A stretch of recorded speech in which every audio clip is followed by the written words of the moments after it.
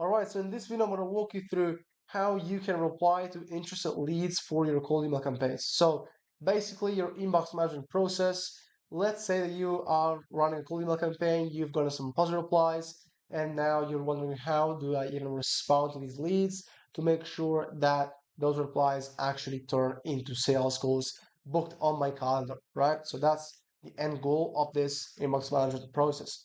Now, today I'm going to walk you through a few things to keep in mind when doing inbox management for cold emails and a reply template that we've been using to book hundreds of sales calls for ourselves and for our clients as well. So let's begin with a few things to keep in mind. Now, the first thing to keep in mind when doing inbox management is actually give more info to your prospects and point to sales assets or case studies, right? So when you're replying to an interest lead, typically it's because they want to hear more about your offer. They want to know more information, more details about what you sell and what you offer them in the first place in your first cold email before actually getting on a call or before being ready to start a sales process with you, right? So first thing you want to do is give them more info on your product. Now, this has to be short, so this leads me to the second point. So keep the reply short. So more info, yeah, give them more info, more details about your offer, about what you sell, but make it short, just a couple of sentences max. Typically, I just do one sentence with some more details, some more features about the offer that I gave them in the first cold email, and then I lead to the other parts of the email reply, right? Also, you should point to sales assets or case studies. This is super important because when you are sending a cold email, the prospect on the other end, on the other part of the world, doesn't really care about you first and then doesn't trust you, right? So if they respond with interest to your cold email, it means that they are somehow interested in what you told them in the first place in the first cold email, right? But they still don't trust you because you haven't provided case studies. You could have provided case studies in the form of we helped this client get XYZ results, but you couldn't provide the actual link to the case studies because I always recommend not to put links in the cases, and there's a reason why you shouldn't do that. It's because if you put link in your cold email campaigns, your emails are just going to land in spam. So just don't use links. This is another video. So you haven't provided a credibility point or a proof point yet, so that they can actually trust you. So when they reply to your cold email, they want to know more info, and then there is the best opportunity for you to reply back with yes, more info, but also a case study and testimonials. If you have a page with lots of case studies and testimonials from your clients, easy, perfect. Send that to your prospects or who reply to your cold emails. That's perfect, right? Because what you want to do in the email reply is give them more details, give them more info, but also establish your credibility in the industry and make sure that they trust you before they get on a sales call with you, right? So point to sales assets and case studies. Now, I always tell not to put links in your cold email. This is something that you should absolutely 100% avoid. However, if they replied, if your prospect replied back to your cold email, then in the email reply you can put links, right? You can put links because your reply, actually your cold email already landed in the prospect's primary folder. They replied back so that your next email reply is likely going to land in the primary folder and not the spam folder, right? So in the email reply you can include links. In cold emails, do not put links, right? So next, keep your reply short. Ideally, between 5 to 6 sentences, not more than that. Actually, four would be ideal.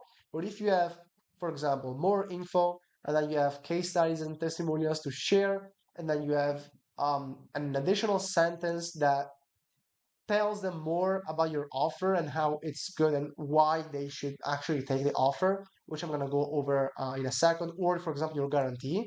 And then you have another, for example, you have your call to action. It's already 4 sentences. So if you have something else, something that is worth mentioning, then it's easy, like easily gets to 5 to 6 sentences, right? So just keep the reply between 5 to 6 sentences.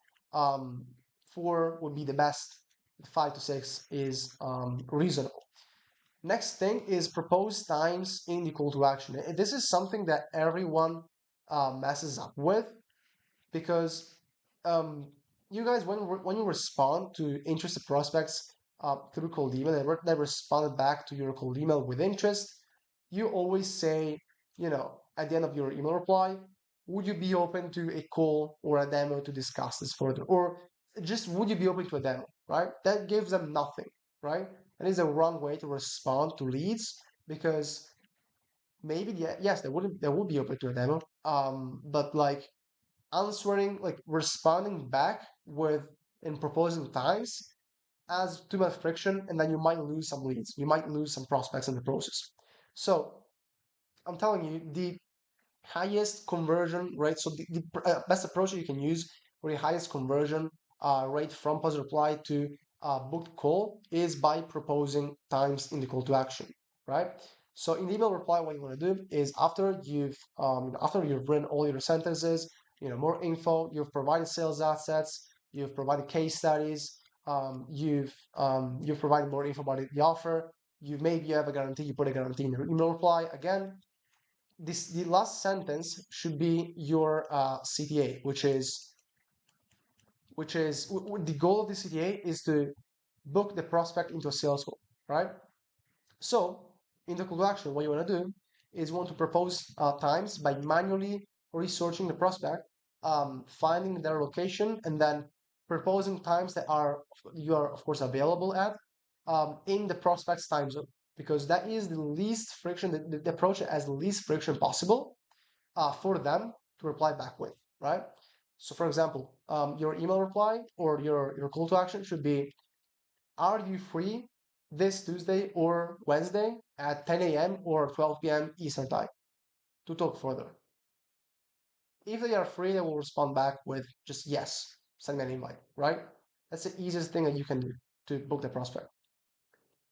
In addition to that, since this process is very easy and literally there's no friction involved because the prospect doesn't have to propose times for the actual call to happen, because you do. Sometimes this process is not as effective as using the link to your calendar or Calendly or whatever you use for your calendar, right? Because your prospect might not be available at those times you proposed. So at the same time, while you want to propose times in the call to action, you also want to link your Calendly to the email reply. I'm going to show you in just a minute what the actual email template looks like so you have a visual.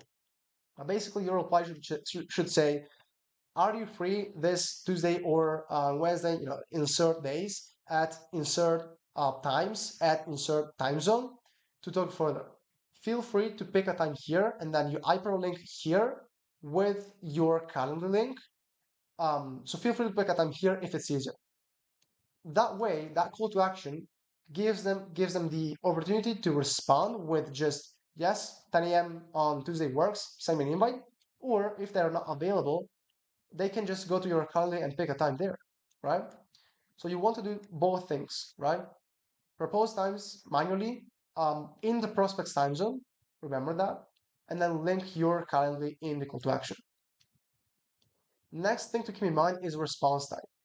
So response time is super important here. And response time, you wanna reply to interested leads within 5 minutes. Now I know this sounds crazy, but if you actually want Colding to work, you have to reply within 5 minutes. Otherwise, you're just gonna lose so much, or so many positive replies. It's the difference is really remarkable, right? So you want to reply as soon as you can to interested leads because simply enough, this is the graph of how interested your lead is. At the beginning, when they reply, this is interest, and this is time. in the beginning, when they send the positive reply to your cold email, they are very interested in in your offer, right? As the time elapses, their interest decreases, right? So if you respond within 5 minutes, 5 minutes here, at minute five, they are still very interested, right? But if you respond after 2 hours, they might be less interested, right? And you might have a worse time to try to get them on a call, right? If you respond the day after, they're probably not even gonna remember you, right? So as soon as you get the notification for the positive reply, you reply back with your template. Always make sure to use a template so that you don't have to type manually the reply every time. Use templates, they really help you. And so just do that, right? Within 5 minutes. This is really key. Link your content and call to action. We already covered this. And then the email reply has to sound natural and not robotic or automated. Now, this is super important. Some of you guys also mess up with this in terms of your email reply should sound as natural as your cold email. Right? So I always tell people that cold emails have to sound natural. You have to use natural words, they don't have to sound robotic, otherwise it simply stands out that they've been automated. So just use natural words in your email reply as well. Make it like personal.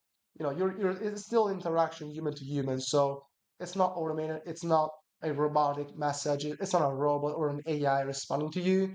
So just make sure that they can see that they can see that you are responding to them personally, right? So don't use robotic words, don't use AI to respond to leads, just use natural words. And also, when you are talking about your company, don't say our or for example, if your product is called product XYZ, don't say product XYZ, you say we. We helped this client get XYZ results. We can help you do this as well, right? So just make sure it sounds natural and it doesn't sound robotic or automated. Now, we've covered a few things to keep in mind for the mix management. Now I want to go over the actual reply template that we've been using for months to reply to interested leads. And this is pretty much it. So you've got the greetings, which is typically hi first name, thanks for getting back to me. And then you have the case study or offer. Here it depends. It depends on what you offered in the first cold email. If you offered more info, so if your email's call to action was, can I send you more info on this offer that I just talked about, right? In the first cold email. Then obviously the first sentence of your email reply should be actually more info about your offer. But if you also use the case study in your first cold email, you should put for the case study first, right? So put the case study first and then put more info about the offer or about the product or whatever you sell. And then if you have a guarantee, put that guarantee here, or just more info if your product is sophisticated, and it's something that stands out. You use a unique mechanism that you want to talk about that makes you stand out. Just talk about that. Put more info. Don't write more than a sentence for this. And yeah, guarantee, of course, if you have one, this is optional, but if you have one, for sure, put that in the email reply. And then call to action, as I just showed you, with proposing times manually and linking your calendar as well, right? And then signature. Simple, right? Let's go over an example. And this is an example that we used for a client marketing agency that we have helped to get from basically receiving a few product leads a month, which is this one. We also have a case study here. A few product leads a month with mostly qualified prospects to consistently closing 3 to 4 new e-commerce clients per month, just from cold email, right? And we were booking the sales calls for them. So this is the reply template that we use for them. This is initial greetings. So as I told you, I first name, thanks for getting back to me. Case study, right? As you can see here, case study. Here's how we scaled case study client from 130K, blah, blah, blah, 7x ROAS. To be briefly, we can scale your ad spend. So this is offer. We can scale your ad spend and monthly revenue while increasing your ROAS by implementing our Facebook ad split testing strategy. So you will also talk about your unique mechanism or your offer or your product. And this is the guarantee. So guarantee here. If you're not happy with the results, you can leave at any time and we'll give you your money back, no questions asked. Are you free on options? And this is like, are you free this Tuesday or Thursday at 10 a.m. or 11 a.m. Eastern to talk further? Feel free to pick a time here, and then here, this is the calendar link, if it's easier. Best signature. Easy as that, right? This reply template let us do, well, this case study, so getting them quite a few clients. And also, we've used this case study for months, and one day we booked 7 calls for our agency just by using this reply template. So partly it's effective, partly it works. So feel free to copy that. Let me know if you have any questions in the comments, and that's pretty much it for this video. I hope you enjoyed it and you found some value, and I hope to see you in the next one.